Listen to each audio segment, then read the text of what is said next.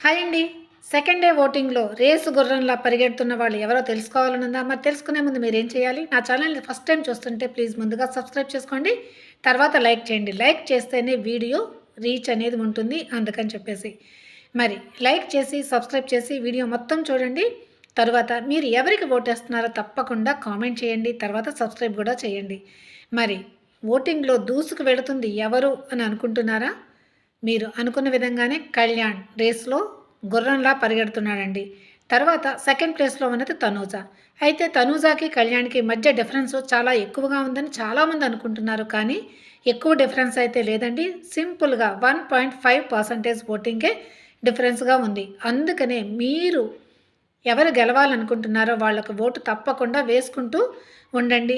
మా వాళ్ళు లీడింగ్‌లో ఉన్నారు కదా అని ఓటు వేయడం మానేయకండి. అదేవిధంగా తనూజాకి తక్కువ ఉంది కదా అని చెప్పేసి కూడా వేయడం మానేయకండి. కళ్యాణ్ ఫ్యాన్స్ అయినా, తనూజ ఫ్యాన్స్ అయినా ఎవరైనా ఇమాన్యుయల్, డెమాన్, సంజన ఎవరి ఫ్యాన్స్‌కి వాళ్ళు ఓటు వేసుకుంటూనే ఉండండి. మరి థర్డ్ ప్లేస్‌లో ఉంది ఎవరు అని అంటే చాలామంది డెమోన్ ఉన్నారని చెప్పేసి అంటున్నారు. కానీ థర్డ్ ప్లేస్‌లో ఉన్నది ఇమాన్యుయలే.